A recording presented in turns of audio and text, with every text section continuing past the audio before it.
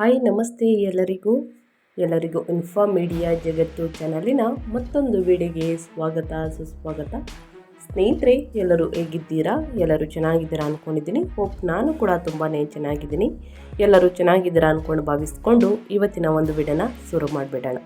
ಸ್ನೇಹಿತರೆ, ಇವತ್ತಿನ ಒಂದು ವಿಡಿಯೋದಲ್ಲಿ ಮಕರ ರಾಶಿಯವರ ಫಲ ಸೆಪ್ಟೆಂಬರ್ 2025ರಲ್ಲಿ ನಿಮ್ಮ ವ್ಯಾಪಾರ ವ್ಯವಹಾರದಲ್ಲಿ, ಹಣಕಾಸಿನದಲ್ಲಿ, ಇನ್ನು ನಿಮ್ಮ ಕುಟುಂಬ ಜೀವನ, ವೈಯಕ್ತಿಕ ಜೀವನ, ಇನ್ನು ಆಸ್ತಿಯನ್ನು ಖರೀದಿ ಮಾಡುವುದಕ್ಕೆ ದಿನಗಳು ಚೆನ್ನಾಗಿದೆಯಾ, ಇನ್ನು ಮದುವೆ ಯೋಗ ಇದೆಯಾ, ಸಂತಾನ ಪ್ರಾಪ್ತಿ ಇದೆಯಾ, ಟೋಟಲ್ ಇನ್ಫಾರ್ಮೇಷನ್ನ ಮಕರ ರಾಶಿಯವರಿಗೆ ಇದೇ ವಿಡಿಯೋದಲ್ಲಿ ತಿಳಿಸ್ಕೊಡ್ತೀನಿ.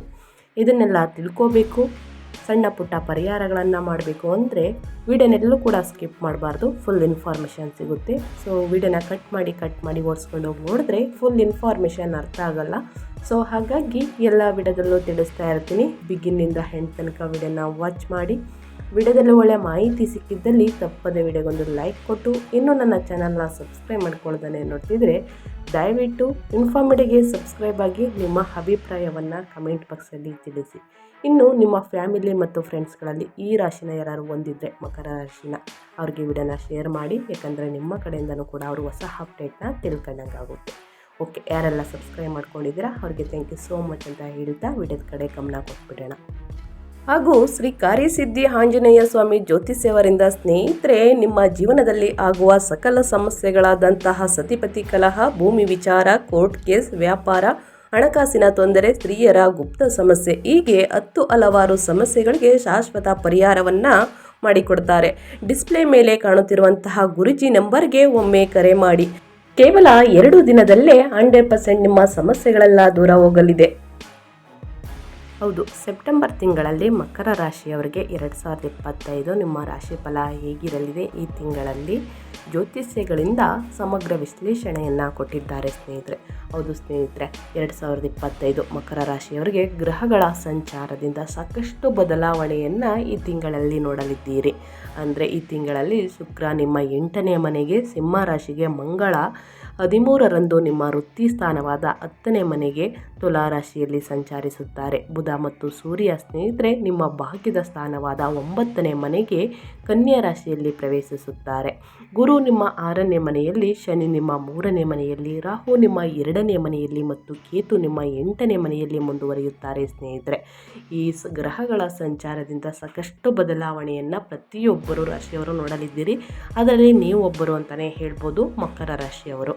ಇನ್ನು ಮಕರ ರಾಶಿಗೆ ಮಾಸ ಭವಿಷ್ಯದ ಬಗ್ಗೆ ಹೇಳೋದಾದರೆ, ಸೆಪ್ಟೆಂಬರ್ 2025 ಈ ತಿಂಗಳು ನಿಮಗೆ ಸ್ವಲ್ಪ ಸಾಮಾನ್ಯ ಸಮಯ ಅಂತಲೇ ಹೇಳ್ಬೋದು ಸ್ನೇಹಿತರೆ. ಮಕರ ರಾಶಿಯವರಿಗೆ ತಿಂಗಳ ಮೊದಲ ಭಾಗದಲ್ಲಿ ವಿಶೇಷವಾಗಿ ಕೆಲಸದಲ್ಲಿ ತಾಳ್ಮೆ ಅಗತ್ಯ. ಇನ್ನು 2ನೇ ಭಾಗವು ಒಂದು ಪ್ರಮುಖ ಬದಲಾವಣೆಯನ್ನು ತರುತ್ತದೆ. ಮಂಗಳನು ನಿಮ್ಮ ವೃತ್ತಿ ಗೃಹವನ್ನು ಉತ್ತೇಜಿಸುತ್ತಾನೆ ಮತ್ತು ಇತರ ಗ್ರಹಗಳು ನಿಮ್ಮ ಅದೃಷ್ಟವನ್ನು ಹೆಚ್ಚಿಸುತ್ತದೆ. ಆರ್ಥಿಕ ವಿಷಯಗಳಿಗೆ ಎಚ್ಚರಿಕೆಯ ನಿರ್ವಹಣೆ ಅಗತ್ಯವಿಲ್ಲದಿದ್ದರೂ ಕುಟುಂಬ ಜೀವನವು ಬಲವಾಗಿ ಮೂಲವಾಗಿರುತ್ತದೆ ಅಂತಲೇ ಹೇಳ್ಬೋದು. ಇದು ಒಟ್ಟಾರೆಯಾಗಿ ಹೇಳೋ ರೀತಿಯಾದರೆ ಈ ರೀತಿ ಅಂತಲೇ ಹೇಳ್ಬೋದು. ಇನ್ನು ನಿಮ್ಮ ವೃತ್ತಿ ಜೀವನದಲ್ಲಿ, ನಿಮ್ಮ ಹಣಕಾಸಿನಲ್ಲಿ, ನಿಮ್ಮ ಆರೋಗ್ಯದಲ್ಲಿ, ಶಿಕ್ಷಣದ ಬಗ್ಗೆ ಹೇಳೋದಾದರೆ ಏನೆಲ್ಲ ಬದಲಾವಣೆಗಳನ್ನು ನೋಡಲಿದ್ದೀರಿ ಅಂದರೆ, ವೃತ್ತಿ ಮತ್ತು ಉದ್ಯೋಗದ ಬಗ್ಗೆ ಹೇಳೋದಾದರೆ, ವೃತ್ತಿಪರವಾಗಿ ತಿಂಗಳ ಮೊದಲ ಭಾಗದಲ್ಲಿ ನೀವು ಕೆಲವು ಸವಾಲುಗಳನ್ನು ಮತ್ತು ಕೆಲಸದ ಹೊರೆಯನ್ನು ಎದುರಿಸಬಹುದು. ಆದಷ್ಟು ತಾಳ್ಮೆಯಿಂದ ಇರಿ ಸ್ನೇಹಿತರೆ ಮತ್ತು ಕೋಪವನ್ನು ಕಳೆದುಕೊಳ್ಬೇಡಿ. ನಂತರ 3ನೇ ವಾರದಲ್ಲಿ ಮಂಗಳನು ನಿಮ್ಮ 10ನೇ ಮನೆಗೆ ಪ್ರವೇಶಿಸುವುದರಿಂದ ನೀವು ಸ್ವಲ್ಪ ಬದಲಾವಣೆಯನ್ನು ಮತ್ತು ಒತ್ತಡ ಕಡಿಮೆಯಾಗುವುದನ್ನು ಕಾಣಲಿದ್ದೀರಿ. ಇದರೊಂದಿಗೆ ಯಶಸ್ಸು ಸಾಧಿಸುವ ಶಕ್ತಿಯುತ ಪ್ರೇರಣೆ ಉಂಟಾಗುತ್ತದೆ ಅಂತಲೇ ಹೇಳ್ಬೋದು.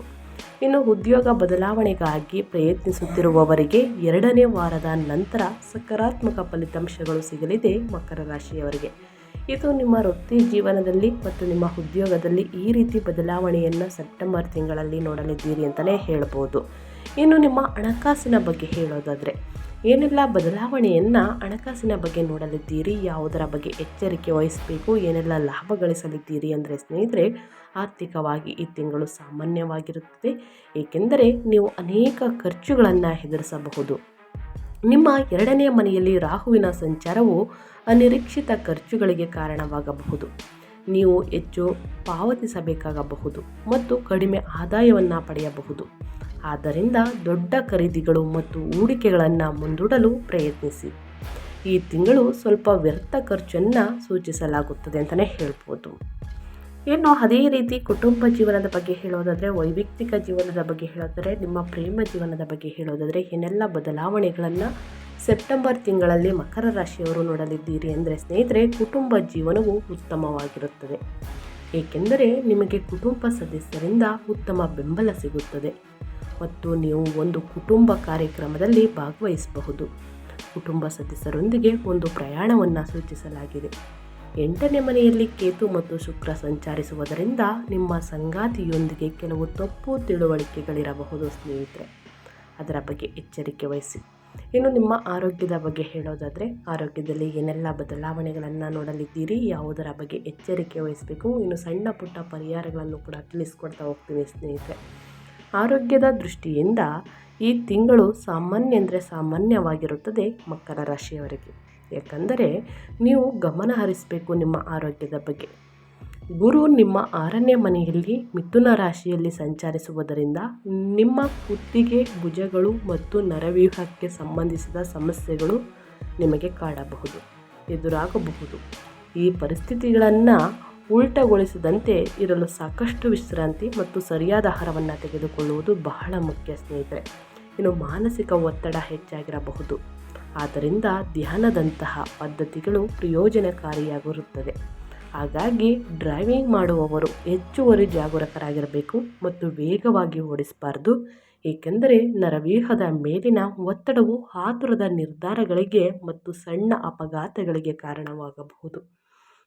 ಸಾಕಷ್ಟು ಜನ ಹೇಳ್ತಾ ಇರ್ತೀರ, ಈ ರೀತಿ ಹೇಳ್ಬೇಡಿ, ಆ ರೀತಿ ಹೇಳ್ಬೇಡಿ ಅಂತಂತ. ನಾನು ಯಾವುದರ ಬಗ್ಗೆ ಎಚ್ಚರಿಕೆ ವಹಿಸಿ ಅಂತ ಹೇಳ್ತೀನಿ ಸ್ನೇಹಿತರೆ, ಆ ವಿಷಯದ ಬಗ್ಗೆ ಎಚ್ಚರಿಕೆ ವಹಿಸಿದ್ದಲ್ಲಿ ಖಂಡಿತವಾಗಿಯೂ ನಿಮಗೆ ಒಳ್ಳೆಯದಾಗೋದು.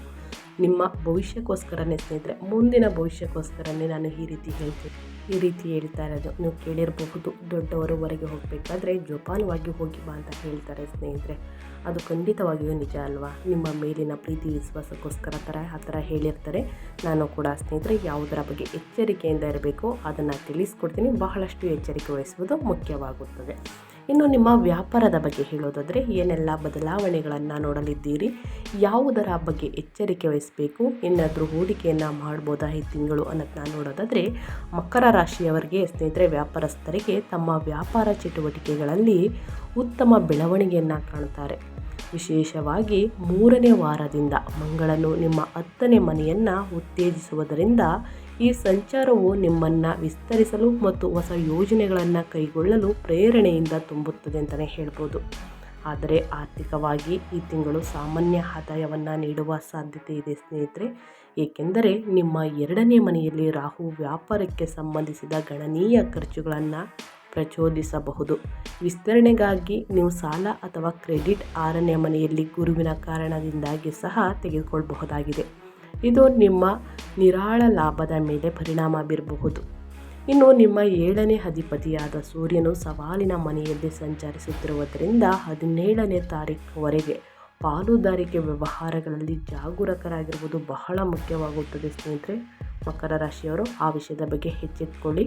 ಇನ್ನು ಅದೇ ರೀತಿ ವಿದ್ಯಾರ್ಥಿಗಳ ಬಗ್ಗೆ ಹೇಳೋದಾದರೆ, ಸೆಪ್ಟೆಂಬರ್ ತಿಂಗಳಲ್ಲಿ ವಿದ್ಯಾರ್ಥಿಗಳು ಏನೆಲ್ಲ ಫಲಿತಾಂಶವನ್ನು ನೋಡಲಿದ್ದೀರಿ, ಯಾವುದರ ಬಗ್ಗೆ ವಿದ್ಯಾರ್ಥಿಗಳು ಎಚ್ಚರಿಕೆ ವಹಿಸಬೇಕು ಅನ್ನೋದಾದರೆ, ವಿದ್ಯಾರ್ಥಿಗಳು ತಮ್ಮ ಅಧ್ಯಯನದ ಮೇಲೆ ಕಡಿಮೆ ಆಸಕ್ತಿಯನ್ನು ಹೊಂದಿರಬಹುದು ಅಥವಾ ಸೋಮಾರಿತನವು ಸಮಸ್ಯೆಗಳನ್ನು ಉಂಟು ಮಾಡಬಹುದು. ಆದ್ದರಿಂದ ಜಾಗರೂಕರಾಗಿರಬೇಕು. ಆದ್ದರಿಂದ ಎಚ್ಚರಿಕೆಯಿಂದ ಇರಿ ಮತ್ತು ನಿಮ್ಮ ಆದಾಯವನ್ನು ಮುಂದೂಡಬೇಕು.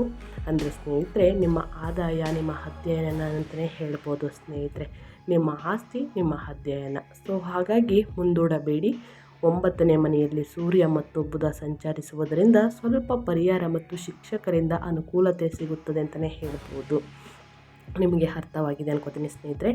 ಯಾವುದೇ ಕಾರಣಕ್ಕೂ ಅಧ್ಯಯನದ ಕಡೆ ಮುಂದೂಡಬೇಡಿ ಸ್ನೇಹಿತರೆ. ಅಧ್ಯಯನವನ್ನು ಮುಂದೂಡಿದ್ದಲ್ಲಿ ಮುಂದಿನ ದಿನಗಳಲ್ಲಿ ಉನ್ನತ ಫಲಿತಾಂಶವನ್ನು ನೋಡೋದಕ್ಕೆ ಖಂಡಿತವಾಗಿಯೂ ಸಾಧ್ಯವಿಲ್ಲ. ಸೋಮಾರಿತನವು ಸಮಸ್ಯೆಗಳು ಉಂಟಾಗಬಹುದು. ಅದರ ಬಗ್ಗೆ ಎಚ್ಚರಿಕೆ ವಹಿಸಿ ಪ್ರತಿದಿನ ಮೆಡಿಟೇಷನನ್ನು ಮಾಡಿ ಅಧ್ಯಯನದ ಕಡೆ ಗಮನವನ್ನು ಕೊಡಿ. ಇನ್ನು ಏಕಾಗ್ರತೆಯಿಂದ ಓದಬೇಕು ಅಂದರೆ ಹನುಮಾನ್ ಚಾಲಿಸವನ್ನು ಪ್ರತಿಯೊಬ್ಬ ವಿದ್ಯಾರ್ಥಿಗಳು ಅಂದರೆ ಮಕರ ರಾಶಿಯ ವಿದ್ಯಾರ್ಥಿಗಳು ಹೇಳುವುದು ಬಹಳ ಮುಖ್ಯ. ಆದಷ್ಟು 108 ಬಾರಿ ಹೇಳಿ ಸ್ನೇಹಿತರೆ. ಹನುಮಾನ್ ಚಾಲಿಸವನ್ನು ಓದುವುದರಿಂದ ನಿಮಗೆ ಒಂದು ಧೈರ್ಯ ಉಂಟಾಗುತ್ತದೆ, ಓದುವ ಆಸಕ್ತಿ ಬರುತ್ತದೆ ನಿಮ್ಮ ತಲೆಗೆ ಅಂತಲೇ ಹೇಳ್ಬೋದು. ಇದೇ ರೀತಿ ಮಾಡಿ ಅಂತ ಹೇಳ್ತಾ, ಇನ್ನು ಸಣ್ಣ ಪುಟ್ಟ ಕಷ್ಟಗಳಿಗೆ, ಸಮಸ್ಯೆಗಳಿಗೆ, ಅಡೆತಡೆಗಳಿಗೆ ಏನೆಲ್ಲ ಪರಿಹಾರಗಳನ್ನು ಮಕರ ರಾಶಿಯವರು ಮಾಡಬೇಕು ಅನ್ನೋದನ್ನ ತಿಳಿಸ್ಕೊಡ್ತೀನಿ. ಹೌದು, ಗ್ರಹಗಳ ಸವಾಲುಗಳನ್ನು ನಿವಾರಿಸಲು, ಸಕಾರಾತ್ಮಕ ಫಲಿತಾಂಶಗಳನ್ನು ಹೆಚ್ಚಿಸಲು ಈ ಪರಿಹಾರಗಳು ಖಂಡಿತವಾಗಿಯೂ ಮಾಡಬೇಕು. ಆರ್ಥಿಕ ಸ್ಥಿರತೆಗಾಗಿ 2ನೇ ಮನೆಯಲ್ಲಿ ರಾಹುವಿನಿಂದ ಅನಿರೀಕ್ಷಿತ ಖರ್ಚುಗಳನ್ನು ನಿಯಂತ್ರಿಸಲು ದುರ್ಗಾ ಸಪ್ತಶತಿಯನ್ನು ಜಪಿಸಿ ಅಥವಾ ದುರ್ಗಾ ದೇವಿಗೆ ಪ್ರಾರ್ಥನೆ ಸಲ್ಲಿಸಿ. ಇನ್ನು ನಿಮ್ಮ ವೃತ್ತಿಯಲ್ಲಿ, ವ್ಯಾಪಾರದಲ್ಲಿ, ವ್ಯವಹಾರದಲ್ಲಿ ಲಾಭವನ್ನು ನೋಡಬೇಕು ಅಂದರೆ ಸ್ನೇಹಿತರೆ, 10ನೇ ಮನೆಯಲ್ಲಿ ಮಂಗಳನ ಸಕಾರಾತ್ಮಕ ಪ್ರಭಾವಗಳನ್ನು ಹೆಚ್ಚಿಸಲು ಹನುಮಂತನನ್ನು ಪೂಜಿಸಿ ಮತ್ತು ಮಂಗಳವಾರದಂದು ಹನುಮಾನ್ ಚಾಲಿಸವನ್ನು ಪಠಿಸಿ. ಇನ್ನು ಪ್ರತಿ ಮಂಗಳವಾರ ತುಪ್ಪದ ದೀಪವನ್ನು ಹಚ್ಚಿ ಮನೆಯಲ್ಲಿ ದುರ್ಗಾದೇವಿಯ ಮಂತ್ರವನ್ನು ಹೇಳುತ್ತಾ ದುರ್ಗಾದೇವಿಯನ್ನು ಪೂಜಿಸುತ್ತಾ ಈ ರೀತಿ ಮಾಡುವುದರಿಂದ ಸ್ನೇಹಿತರೆ ಖಂಡಿತವಾಗಿಯೂ ನಿಮ್ಮ ಸಂಪತ್ತು ವೃದ್ಧಿಯಾಗಲಿದೆ, ನಿಮ್ಮ ವೃತ್ತಿ, ನಿಮ್ಮ ಕೆಲಸದಲ್ಲಿ ಮನ್ನಣೆ ಸಿಗಲಿದೆ ಅಂತಲೇ ಹೇಳ್ಬೋದು. ಸೊ ಹಾಗಾಗಿ ತಪ್ಪದೆ ಈ 2 ಪರಿಹಾರಗಳನ್ನು ಮಾಡಿ ಅಂತ ಹೇಳ್ತಾ ನಾನು ವಿಡಿಯೋನ ಎಂಡ್ ಮಾಡ್ತಾ ಇದ್ದೀನಿ. ದಯವಿಟ್ಟು ಇವತ್ತಿನ ಒಂದು ವಿಡಿಯೋದಲ್ಲಿ ಒಳ್ಳೆ ಮಾಹಿತಿ ಸಿಕ್ಕಿದರೆ ವಿಡಿಯೋಗೊಂದು ಲೈಕ್ ಕೊಟ್ಟು, ಇನ್ನೂ ನನ್ನ ಚಾನಲ್ನ ಸಬ್ಸ್ಕ್ರೈಬ್ ಮಾಡ್ಕೊಂಡಿಲ್ಲ ಅಂದರೆ ಇನ್ಫಾರ್ಮೇಟಿವ್ಗೆ ಸಬ್ಸ್ಕ್ರೈಬ್ ಆಗಿ ನಿಮ್ಮ ಅಭಿಪ್ರಾಯವನ್ನು ಕಮೆಂಟ್ ಬಾಕ್ಸಲ್ಲಿ ತಿಳಿಸಿ. ಯಾರೆಲ್ಲ ಸಬ್ಸ್ಕ್ರೈಬ್ ಮಾಡ್ಕೊಂಡಿದ್ದೀರಾ ಅವ್ರಿಗೆ ಮತ್ತೊಮ್ಮೆ ಥ್ಯಾಂಕ್ ಯು ಸೋ ಮಚ್ ಅಂತ ಹೇಳ್ತಾ, ಮತ್ತೊಂದು ವಿಡಿಯೋ ಜೊತೆ ಮತ್ತೊಂದು ಹೊಸ ಅಪ್ಡೇಟಲ್ಲಿ ಸಿಗ್ತೀನಿ. Thank you for watching.